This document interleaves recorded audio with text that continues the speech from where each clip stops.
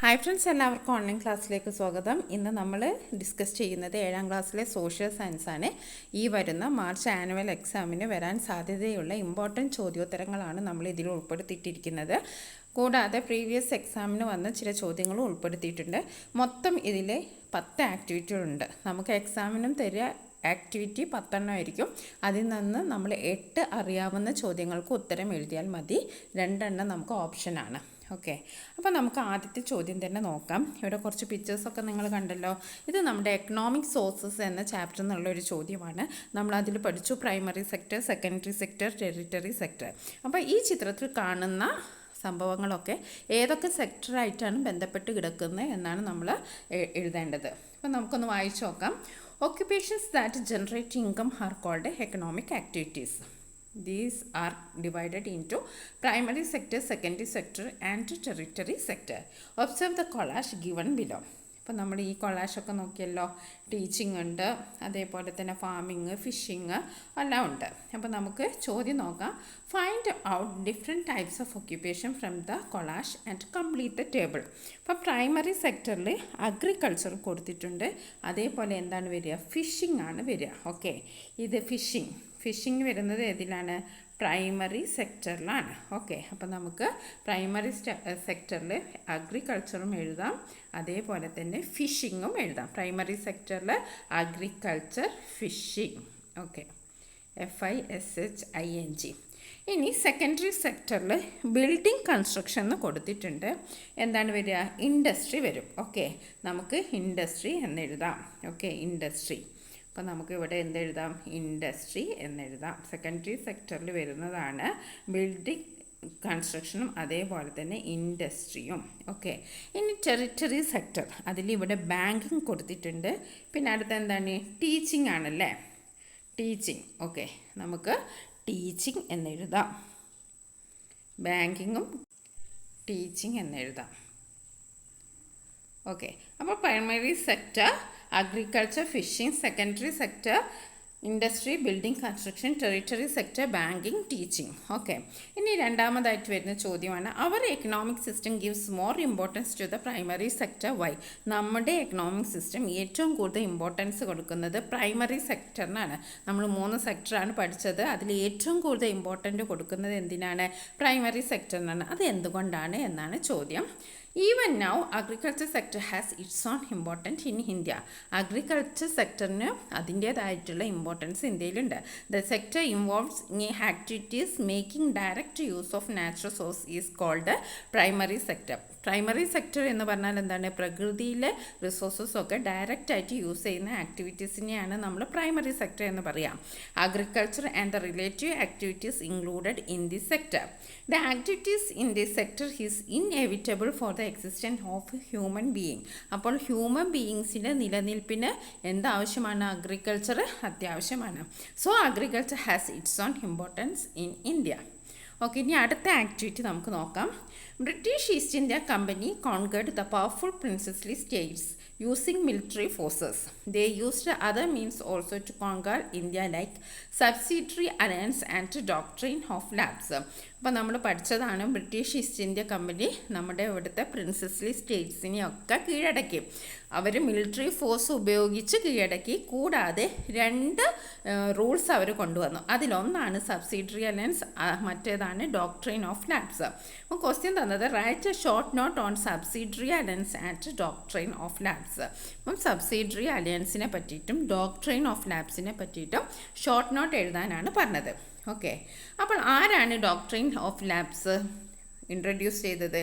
Lord Dalhousie ആണ്. Okay, Lord Dalhousie introduced the policy of doctrine of lapse. Lord Dalhousie introduced the policy of doctrine of lapse. As per the policy, when the ruler of the princely state died without a male heir, the British could annex the state with British India. എന്താണ് അതിൻ്റെ rule പറഞ്ഞത്? പ്രിൻസസ്ലി സ്റ്റേറ്റിലെ രാജാവ് mail hair അതായത് പുരുഷ അനന്തരാവകാശി ഇല്ലാതെ മരണപ്പെട്ടാൽ ആ princely state British ഇന്ത്യയോട് അനക്സ് ചെയ്യപ്പെടും, കൂട്ടിച്ചേർക്കപ്പെടും. അതാണ് ലോർഡ് ഡൽഹൌസിയുടെ ഡോക്ട്രിൻ ഓഫ് ലാബ്സ് എന്ന് പറഞ്ഞത്. എന്താണ്? When the ruler of a princely state died without male heir the British could annex the state with British India. ഇനി വേറെ റൂളാണ് subsidiary alliance. The rulers who signed subsidiary alliance were assured protection by the company against invasions and internal revolts. However, the actual administrative power of the states were with the representatives of the company. അപ്പോൾ actual administrative പവറൊക്കെ ആർക്കാണ്? Representatives of the company ഓരോ റെപ്രസെൻറ്റേറ്റീവ്സിനെ ഓരോ പ്രിൻസസ്ലി സ്റ്റേറ്റ്സിലേക്ക് അയക്കും. പക്ഷെ അവരാണ് കാര്യങ്ങളൊക്കെ നോക്കുക. അതാണ് സബ്സിഡറി അലയൻസ്. ഓക്കെ, ഇനി അടുത്ത ആക്ടിവിറ്റി നോക്കാം. We can see different natural vegetation in India. What is natural vegetation? In which natural vegetation of India do we find the biggest atlas moth? Why should we protect mangrove forest? Explain. അപ്പോൾ ആദ്യത്തെ ചോദ്യം നമുക്ക് നോക്കാം. What is natural vegetation? എന്താണ്? The types of plant species that grow in accordance with the physical of an area such as physiography, climate and soil types are its natural vegetation. അപ്പോൾ natural vegetation എന്ന് പറഞ്ഞാൽ എന്താണ്? അവിടെയുള്ള plant സ്പെഷീസ് അത് അവിടേതായിട്ടുള്ള ആ സ്ഥലത്ത് എന്ത് കാലാവസ്ഥയാണോ ആ കാലാവസ്ഥയ്ക്കനുസരിച്ച് വളരുന്ന സസ്യസമൂഹങ്ങളെയാണ് എന്ത് പറയുന്നത്? നാച്ചുറൽ വെജിറ്റേഷൻ എന്ന് പറയുന്നത്. അവിടുത്തെ ഫിസിയോഗ്രഫി, അവിടുത്തെ ക്ലൈമറ്റ്, അവിടുത്തെ സോയിൽ ടൈപ്സ് അതൊക്കെ അനുസരിച്ച് വളരുന്ന സസ്യസമൂഹങ്ങളെയാണ് എന്ത് പറയുന്നത്? നാച്ചുറൽ വെജിറ്റേഷൻ എന്ന് പറയുന്നത്. ഉദാഹരണത്തിന് പറയാന്ന് വെച്ചാൽ നമ്മൾ ഡെസേർട്ടിൽ എന്താണ്? അവിടുത്തെ ക്ലൈമറ്റ് എന്താണ്? ഹോട്ട് ക്ലൈമറ്റ് ആണ്. അവിടെ വളരുന്ന ചെടികൾ എന്താണ്? വെള്ളത്തെ അതിജീവിക്കുന്നവരാണ്. കള്ളിമുൾ ചെടികളൊക്കെയാണ് ഡെസേർട്ടിൽ വളരുന്നത്. അങ്ങനെ ഓരോ പ്രദേശങ്ങൾക്കും അതിൻ്റേതായിട്ടുള്ള നാച്ചുറൽ വെജിറ്റേഷൻ ഉണ്ട്. ഇനി അടുത്ത ചോദ്യം എന്താണ്? In which natural vegetation of India do we find the biggest atlas moth? Atlas moth കാണുന്നത് ഏത് വെജിറ്റേഷനിലാണ്? Tropical evergreen forest. എവിടെയാണ്? Tropical evergreen forest. ഇനി അടുത്തത് why should we protect mangrove forest? Why? നമ്മൾ എന്തുകൊണ്ടാണ് മാംഗ്രൂവ് ഫോറസ്റ്റ് ഒക്കെ പ്രൊട്ടക്റ്റ് ചെയ്യണം എന്ന് പറയുന്നത്? The mangrove forest protect the river banks and coastal zones from shelving. അപ്പോൾ ഈ മാംഗ്രൂവ് ഫോറസ്റ്റ് ആണ് റിവർ ബാങ്ക്സിനെയും അതേപോലെ തന്നെ കോസ്റ്റൽ സോൺസിനെയും ഒക്കെ പ്രൊട്ടക്റ്റ് ചെയ്യുന്നത്. Its root provide a breeding ground to several species of fishes, so we protect mangrove forest. അപ്പോൾ mangrove ഫോറസ്റ്റിൽ ഒരുപാട് സ്പെഷീസ് ഉണ്ട്. അതിന് ആ സ്പെഷീസിന് വളരാനുള്ള സാഹചര്യങ്ങളും അവിടെ ഉണ്ട്. അതുകൊണ്ടാണ് നമ്മൾ എന്ത് പറയുന്നത്? മാംഗ്രൂവ് ഫോറസ്റ്റിനെ പ്രൊട്ടക്റ്റ് ചെയ്യണം എന്ന് പറയുന്നത്. ഇനി അടുത്ത ക്വസ്റ്റ്യൻ നോക്കാം. The sun is the sole source of energy, heat and light for the earth. It also causes different phenomena in our life. For example, the disastrous cyclone Oki and the electricity from windmills are caused by the wind formed by the effect of sun. How does wind occur? എങ്ങനെയാണ് കാറ്റ് രൂപപ്പെടുന്നത്? Explain sea breeze and land breeze. കരക്കാറ്റ്, കടൽക്കാറ്റ് explain ചെയ്യാൻ. Name the instrument used for measuring wind speed. Wind speed measure ചെയ്യുന്ന instrument ഏതൊക്കെയാണ്? അപ്പോൾ നമുക്ക് ആദ്യത്തെ ചോദ്യം നോക്കാം. How does wind occur? എങ്ങനെയാണ് കാറ്റുണ്ടാവുന്നത്? As a result of insulation, the atmospheric air expands. Insulation മൂലം എന്ത് സംഭവിക്കുന്നു? അറ്റ്മോസ്ഫിയറിക് എയർ എക്സ്പാൻഡ് ചെയ്യുകയാണ് ചെയ്യുന്നത്. അപ്പോൾ എന്താ സംഭവിക്കുക? Becomes less dense. അപ്പോൾ എയർ എക്സ്പാൻഡ് ചെയ്യുമ്പോൾ ഡെൻസിറ്റി കുറയാണ്. അപ്പോൾ റൈസസ് അപ്പ്, എയർ മുകളിലോട്ട് പൊങ്ങുന്നു. As a result of insulation, atmospheric air expands, becomes less dense and rises up. Consequently the pressure decreases. അപ്പോൾ ഈ എയർ മുകളിലോട്ട് പൊങ്ങുന്തോറും അതിൻ്റെ പ്രഷർ എന്താ ചെയ്യുന്നത്? ഡിക്രീസ് ചെയ്യാണ്. Air moves from high pressure decreases. Air moves from high pressure region to low pressure region. അപ്പോൾ air high pressure റീജിയനിൽ low pressure റീജിയനിലേക്ക് മൂവ് ചെയ്യാണ്. ആ ഒരു എയർ മൂവ്മെൻറ്റിനെയാണ് നമ്മൾ എന്ത് പറയുന്നത്? വിൻഡ് എന്ന് പറയുന്നത്. As a result of insulation, the atmospheric air expands, become less dense and rises up. Consequently the pressure decreases. Air moves, ഈ ഒരു സെൻറ്റൻസ് വേണ്ട, air moves from high pressure region to low pressure region, such air movement is called wind. High പ്രഷറുള്ള റീജിയനിൽ നിന്ന് low പ്രഷറുള്ള റീജിയനിലേക്ക് air move ചെയ്യുന്ന ആ മൂവ്മെൻറ്റിനെയാണ് എന്ത് പറയുന്നത്, വിൻഡ് എന്ന് പറയുന്നത്. ഇനി അടുത്തത് എന്താണ്, explain see breeze and land breeze. During the day time the land heats up. Day ടൈമിൽ എന്താണ് ഹീറ്റ് ചെയ്യുക, ലാൻഡാണ് ഹീറ്റ് ചെയ്യുക അല്ലേ. And cools down quickly whereas the sea gets heated up slowly. Day ടൈമിൽ ലാൻഡ് പെട്ടെന്ന് ഹീറ്റാവും, അതേപോലെ തന്നെ കൂളാവുന്നത് വളരെ ക്വിക്ലിയാണ്. This leads to the formation of low pressure over the clouds. So wind blows from the sea to the land. This is called sea land. അപ്പോൾ ആ സമയത്ത് എന്താണ്, സീയിൽ നിന്ന് ലാൻഡിലേക്കാണ് കാറ്റ് വീശുന്നത്. അതിനെയാണ് സീ ബ്രീസ് എന്ന് പറയുന്നത്. അതേസമയം നേരെ ഓപ്പോസിറ്റ് ആണ് നൈറ്റിൽ നടക്കുക. At night land cools down quickly. നൈറ്റിൽ എന്താണ്, ലാൻഡ് കൂളായിട്ട് നിൽക്കും. As a result high pressure is formed over the land and low pressure is formed over the sea. This result is the movement of air from land to sea. This is the land breeze. അപ്പോൾ land breeze എന്ന് പറഞ്ഞാൽ എന്താണ്, air movement from land to sea. Day ടൈമിൽ എന്താണ്, see to land ആണ്. അതാണ് വ്യത്യാസം. Okay, ഇനി name the instrument used for measuring the wind speed. Anemometer ആണ് വിൻഡ് സ്പീഡ് മെഷർ ചെയ്യാൻ നമ്മൾ ഉപയോഗിക്കുന്നത്. ഇനി അടുത്ത ആക്ടിവിറ്റി നമുക്ക് നോക്കാം. The Dutch were the European force who reached India for trade. The Dutch compiled a book on the medicinal plants of Kerala. The name of that book was. അപ്പം ഡച്ചുകാർ നമ്മുടെ ഇവിടുത്തെ മെഡിസിനൽ പ്ലാന്റ്സിനെ കുറിച്ച് ഒരു ബുക്ക് ഉണ്ടാക്കി. ആ ബുക്കിൻ്റെ പേരെന്താണ്, Hortus Malabaricus. Hortus Malabaricus. Name the two persons who took initiative to prepare this valuable book. They were. രണ്ട് പേരാണ് ഈ ബുക്ക് ഉണ്ടാക്കാൻ വേണ്ടിയിട്ട് പരിശ്രമിച്ചത്. അതാരാണ്, ഒന്ന് വാൻഡ്രീഡും രണ്ടാമത്തേത് ഇട്ടി അച്യുതനുമാണ്.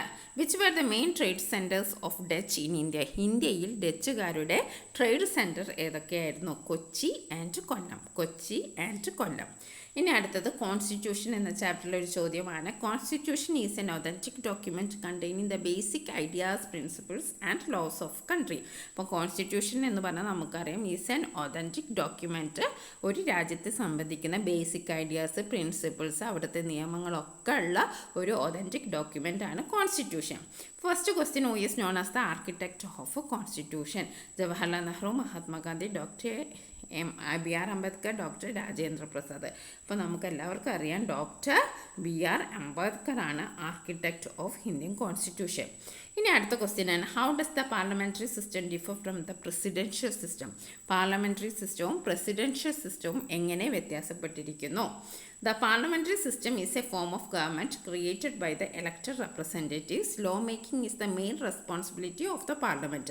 ഇപ്പോൾ പാർലമെൻ്ററി സിസ്റ്റം എന്ന് പറഞ്ഞിട്ടുണ്ടെങ്കിൽ അത് ഇലക്റ്റഡ് റെപ്രസെൻറ്റേറ്റീവ് ഫോം ചെയ്തൊരു ഗവൺമെൻറ് ആണ്.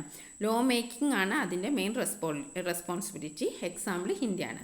പക്ഷേ പ്രസിഡൻഷ്യൽ സിസ്റ്റത്തിൽ എന്താ സംഭവിക്കുന്നത്, but in the presidential system the people directly elect the head of the state. People ഡയറക്റ്റായിട്ട് ഹെഡ് ഓഫ് ദ സ്റ്റേറ്റിനെ തിരഞ്ഞെടുക്കുകയാണ്. അങ്ങനെയുള്ള സിസ്റ്റം നടക്കുന്നത് യുണൈറ്റഡ് സ്റ്റേറ്റ്സ് ഓഫ് അമേരിക്കയും ഫ്രാൻസിലുമാണ്.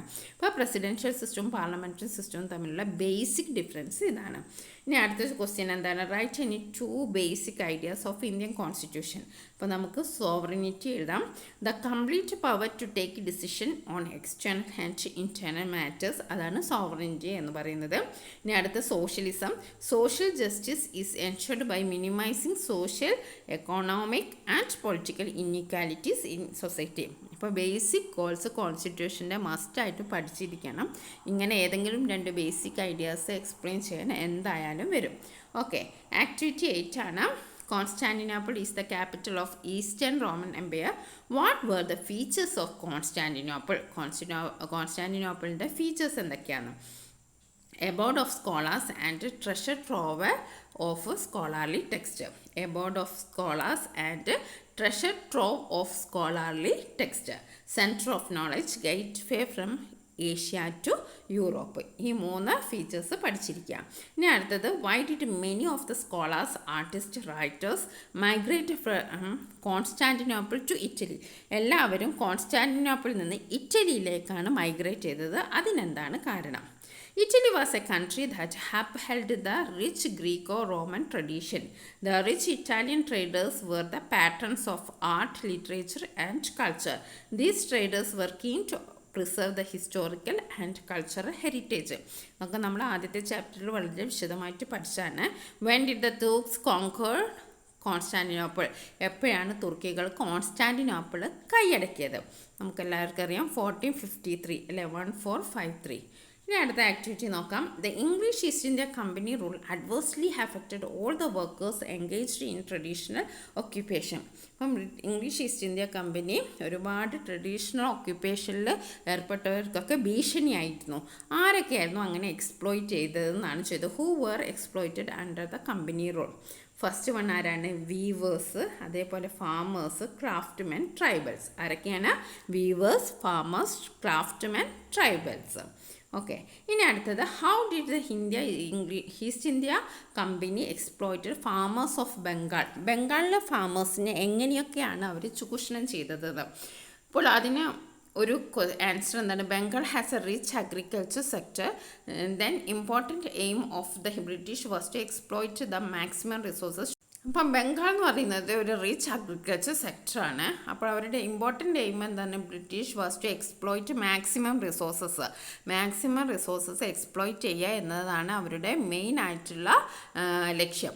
So they levied heavy taxes on farmers. അതുകൊണ്ട് തന്നെ അവർ കനത്ത നികുതി ഫാമേഴ്സിൻ്റെ മേലെ അടിച്ചേൽപ്പിക്കുകയാണ് ചെയ്തത്.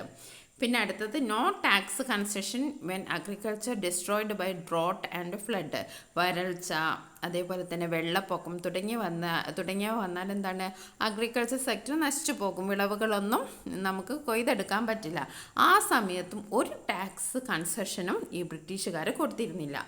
No tax concession were agriculture destroyed by drought and flood. Middleman were assented to the duty of collecting tax. Tax was to be paid in the form of cash. The farmers had to depend on sahus, the private money lenders, for loans at the high rate of interest. അപ്പോൾ ഇങ്ങനെ എന്തെങ്കിലും ഫ്ലഡൊക്കെ വന്നിട്ടുണ്ടെങ്കിൽ ഇവരുടെ കയ്യിൽ പൈസ ഇല്ലെങ്കിൽ അവർ ആരെ സമീപിക്കും? സാഹൂസിനെ സമീപിക്കും. അവരാണ് പ്രൈവറ്റ് മണി ലെൻഡേഴ്സ്. അവരുടെ കയ്യിൽ നിന്ന് ഹൈ റേറ്റ് ഓഫ് ഇൻട്രസ്റ്റിൽ എന്ത് വാങ്ങും? പൈസ വാങ്ങും ബ്രിട്ടീഷുകാർക്ക് കൊടുക്കാൻ. അങ്ങനെ ഒരുപാട് ബുദ്ധിമുട്ടിച്ചിരുന്നു ബംഗാളിലെ കർഷകരെ. പിന്നെ വേറൊരു ചോദ്യം ഇതിൽ നിന്ന് തന്നെ വരാം. ബംഗാൾ എന്തുകൊണ്ടാണ് ബ്രിട്ടീഷുകാർ കൈയടക്കാൻ തീരുമാനിച്ചത്? അതിൻ്റെ ആൻസർ ഇതാണ്. Bengal has rich agriculture sector. The important aim of the British was to exploit the maximum resources. അപ്പോൾ നമ്മൾ ഈ വീഡിയോയിൽ 10 ഇമ്പോർട്ടൻ്റ് ആക്ടിവിറ്റീസാണ് നമ്മൾ ഡിസ്കസ് ചെയ്തത്. ഇത് കഴിഞ്ഞ വർഷത്തെ ക്വസ്റ്റ്യൻ പേപ്പറിലൊക്കെ വന്നതാണ്. കൂടാതെ ഇമ്പോർട്ടൻ്റ് ആണെന്ന് തോന്നുന്ന ചില ആക്ടിവിറ്റീസുകളും ഉൾപ്പെടുത്തിയിട്ടാണ്. അപ്പോൾ ഇനിയും കൂടുതൽ വീഡിയോസ് സോഷ്യൽ സയൻസുമായിട്ടും ബേസിക് സയൻസുമായിട്ടും ഒക്കെ ഇനിയും അപ്ലോഡ് ചെയ്യുന്നതാണ്. അപ്പോൾ നിങ്ങൾ നോട്ടിഫിക്കേഷൻ കിട്ടാൻ വേണ്ടി ഓൾ എന്ന ബട്ടൺ പ്രസ് ചെയ്ത് വെക്കണം. എന്നാലേ അപ്ലോഡ് ചെയ്യുന്ന വീഡിയോകൾ അപ്പോൾ തന്നെ നിങ്ങൾക്ക് എത്തുകയുള്ളൂ. Okay, thank you for watching this video.